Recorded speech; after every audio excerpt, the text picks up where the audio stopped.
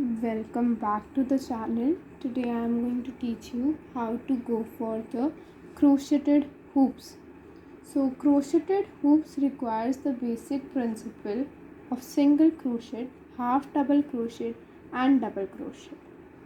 Now talking about the material required, one is these anchor threads. You can go for any other threads present at your end. Second are the hoops. I am having these hoops in the smaller size, like you can see. You can go for a bigger size also. Then these tapestry needles, this crochet hook. I am using a number 4 crochet hook right at the moment, and this scissor.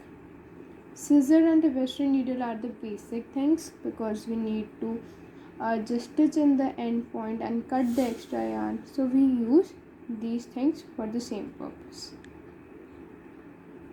Now talking about how to start with the same thing. Just find in the starting point for your thread and open it wide, like open a little larger portion so that you have unlimited access to the yarn at the moment. Take in your crochet hook and go for a slip knot. This is my yarn. I have wrapped it around my fingers and move it across to make a slip knot. So this is how my slip knot is made. I will just keep aside all the other extra yarn. Then I will take this crocheted hoop. After taking in this crocheted hoop, I will start from this side and continue going and making single crochet all over the ring. So what I am going to do, I am going to just move across my crochet hook like this. You can see it is like this from the bottom part. Let me just focus on the same thing. You can see how it came out. Like I moved across, just a minute.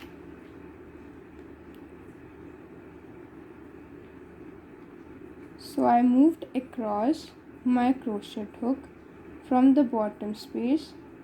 Then I took up this running yarn. Running yarn basically is the yarn which is connected to my skein of anchor threads, or if you are going for the wool part, so the yarn which is connected to the end ball point. I'm just going to make single crochet all over the area. Like I made this first single crochet. For going for first to 5 single crochet, it would be a little difficult task like I am doing right now, because the first slip knot which we have initiated is comparatively very small in comparison to the other ones. Like you can see, even right at the moment I'm not able to go for it. So I will just increase the size of the slip knot. I've increased the size of the slip knot. Now I'm making it go through the same thing, bringing up the yarn like this and then making a single crochet.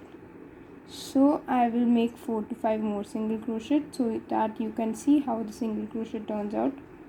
2, 3, like this, then 4, then 5. So I've made 5. I will come back to the point wherein I will just complete and wrap this hoop from this side to this side. Therein you have to keep one thing in mind when you are going to make these single crochet.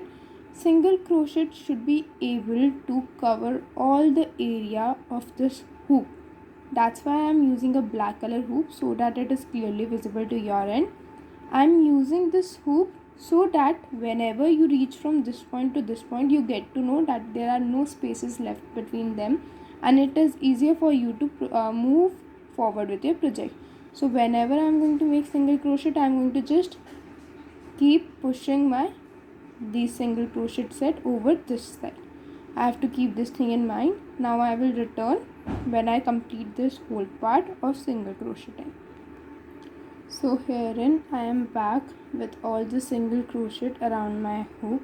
You can see there are no spaces in between my stitches. To double check whether there are more requirement of single crochet over the hoop, what you can do, you can just try to move it backwards and check in whether there are any chances of making a single crochet. Like I found it once here, so I'm going to just go for it and just make one more single crochet and then bring it back to the original position.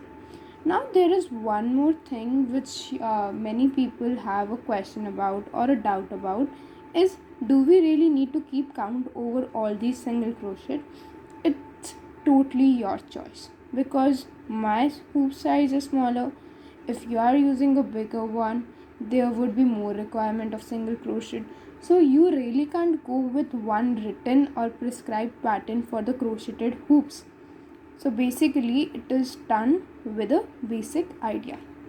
Now what you are going to do, we are supposed to do 2 chains. Basically this 2 chain counts as first half double crochet.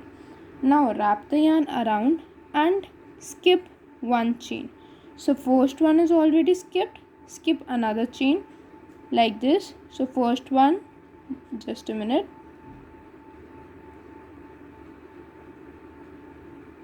I'm setting in the focus so that you can see it clearly. So first one is already skipped, second one is to be skipped. Wrap the yarn around your crochet hook, go for the third one, move across your crochet hook, bring it back, get 3 yarns on your crochet hook, wrap the yarn around and bring it out from all the 3 yarns to get only 1 yarn like this. We'll show it once again. Wrap the yarn, skip 1 chain space, go for the another one like this. After going through, bring it back, get 3 double crochet or 3 yarns wrapped around your hand, wrap the yarn and bring it out from all these 3 to get half double crochet. So this row number 2 or second step is to cover in this row with half double crochet, wherein you are going to do a half double crochet in 1 chain and skip the another chain. So this time this whole area is to be crocheted outside, like in an outward direction. When we cover this second step, we can move in the inner section of the hoop. Okay, so I will repeat, I will just end up doing this half double crochet row, after which you can just go with the third number of row. So herein I am doing this second number of row. I returned back to show you that this is how it would have turned out in the outer portion while I am doing the half double crochet by skipping the chains. So if I am skipping 1 chain, I am going for the another one. This is how it is looking like.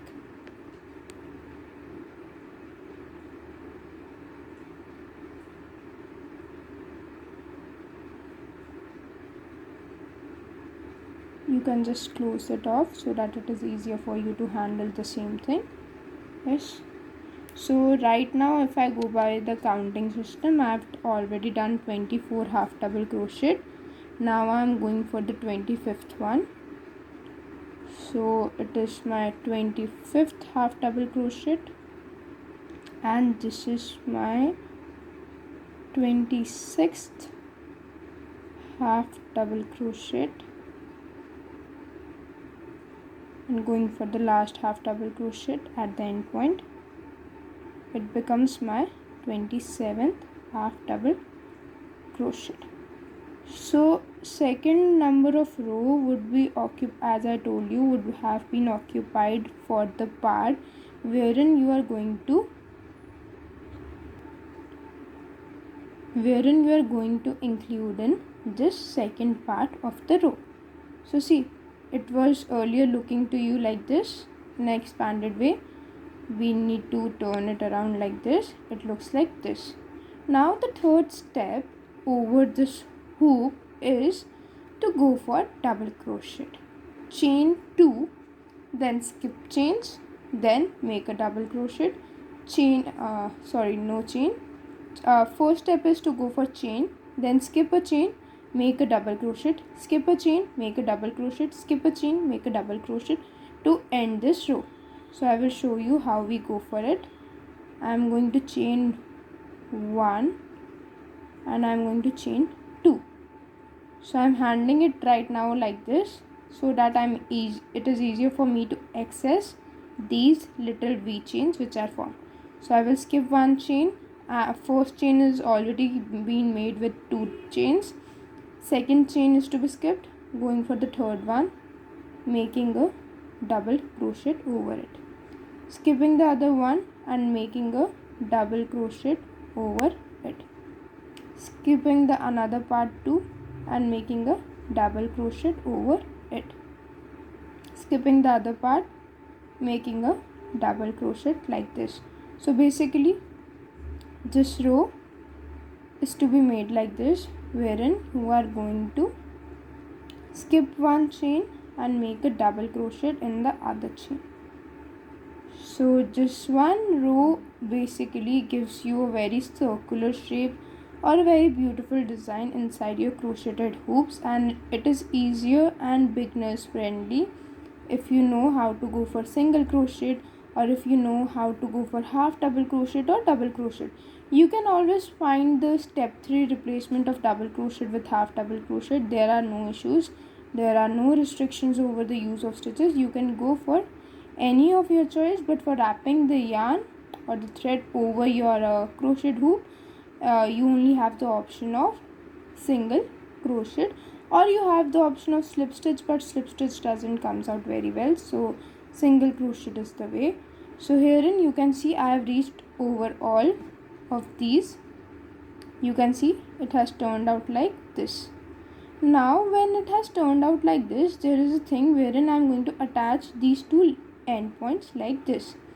I can see that for attaching it I require a very small area to cover in. So what I am going to do, turn my work once again, do one chain, do second chain, wherein I am going to close my project. So I took my crochet hook out. I am going to cut the end, loose end a little bit extra, because I need to sew in the same thing. So I am cutting it. I cut the extra yarn also, and I am going to drag it out. So this is my first crocheted earring or the hoop part ready. I will complete the second part also, and then we'll teach you how to go for the sewing part or for attaching this part, this end to the other end. Okay, so I have already made the second hoop and have sewed it also. You can see how it turned out. Before that it was looking a little loose like this, then when you sew this end to this end, it turns out like this, and it turns out pretty well. Like you can see how clean it has turned out. This is the back part of the hoop and this is the front part, but you can use them both sides as per your wish. So for sewing the part, or for how to just attach this part to this part, you need to first put in the tapestry needle over it, then just bring it forward from behind by moving your needle across one of the stitch and tighten it up as per your need. Then move your needle and make small knots. So basically you are just knotting this end to the other end like this. We'll do this same thing over 2 to 3 times, because I want the assurance that my project is strong enough and I don't have to face any consequences in future. Now you can see it is tight enough. Now what I'm going to do, I'm going to just tie a knot over the back part like this, the normal knot which we make, and again tighten it up. And now over these double crochet, the back sides of these double crochets, I'm going to move across my this yarn. So basically I'm doing this thing in here because I don't want a lot of loose end, safe to my end, and I want it to turn out pretty well and clean. So I just moved it over all the area, and we'll find in the spaces over these areas. See the front part, I don't need to get this needle in front part, so I'm taking in only 2 stitches for now. After doing this, what I'm going to do, I'm going to take the scissor and will cut this loose end. So I will just tighten it up and cut this loose end. So I have made these hoops. This is how these hoops have turned out. You can check them out you can practice them along with me. You can manage the speed in the settings of the YouTube, wherein you can play this video fast forward or even in slow motion. You can see how clear they have turned out.